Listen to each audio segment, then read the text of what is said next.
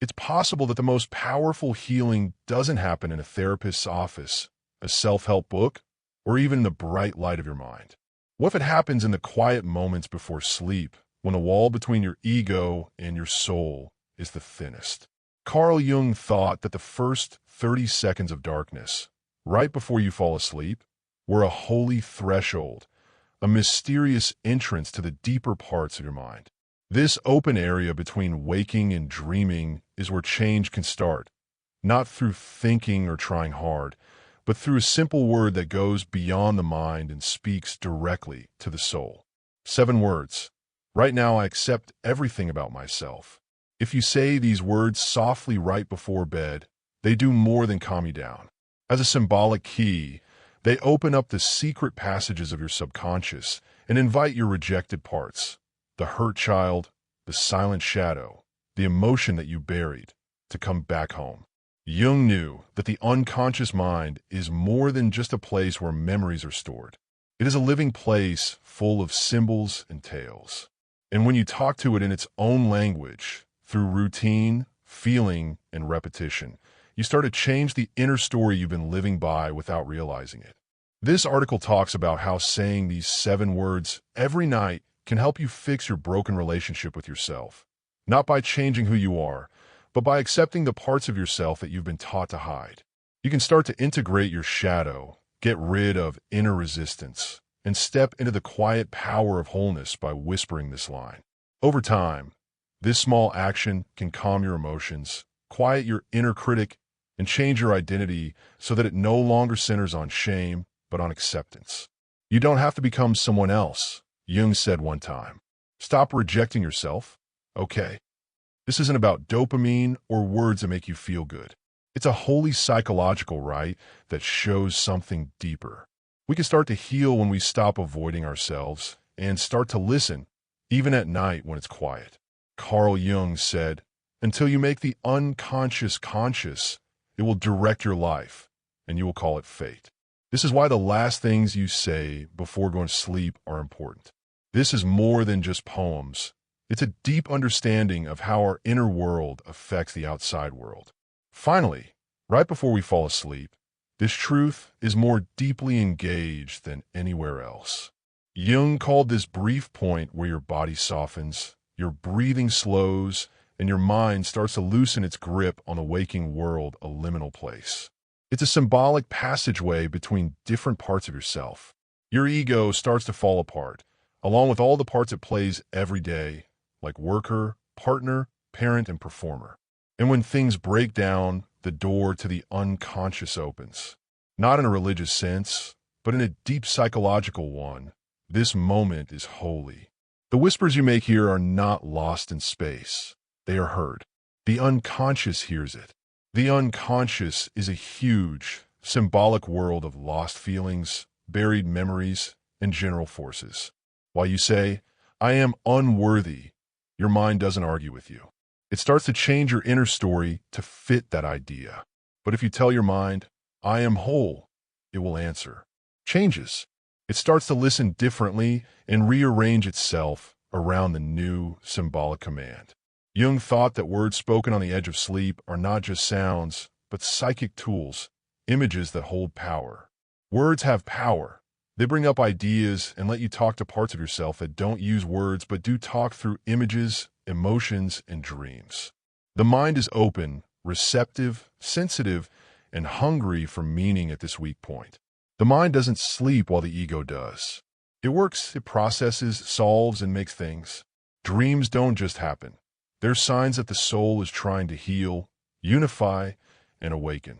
The things you say before you go to sleep are not orders. They're holy requests. They set the tone for the work you do on the inside all night. Fear, guilt, or self-loathing that you feed into your mind will cause unrest, which can show up in dreams, tiredness, or a heavy feeling in your spirit. But if you offer signs of peace, forgiveness, and acceptance, it starts a different kind of alchemy, the return of things that have been pushed out of people's minds for a long time. We're not just wishing for this. Neuroscience now backs up what Jung saw many years ago. The brain is most open to suggestions right before bed. Neuronal paths that are formed in this twilight state tend to stay in place.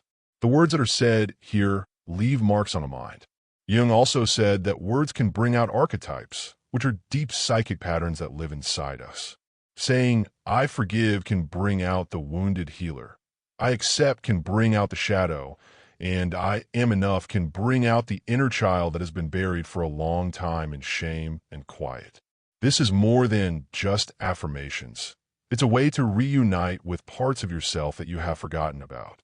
But these days, going to bed is often just a quick thing we do, a quick scroll through our phones and a flick of the light. Jung, on the other hand, would have us see it in a different way, as a gateway, a moment of respect, and a chance to plant symbolic seeds in the unconscious. Because what you say to yourself tonight shapes how you feel tomorrow. So, ask yourself, what if the last words you say to yourself before going to sleep were chosen? How would you feel if they showed not your scars, but your wholeness? The 7 words we'll talk about next, "I accept all of myself right now," are not picked to chance. They come from the ideas of Jungian psychology.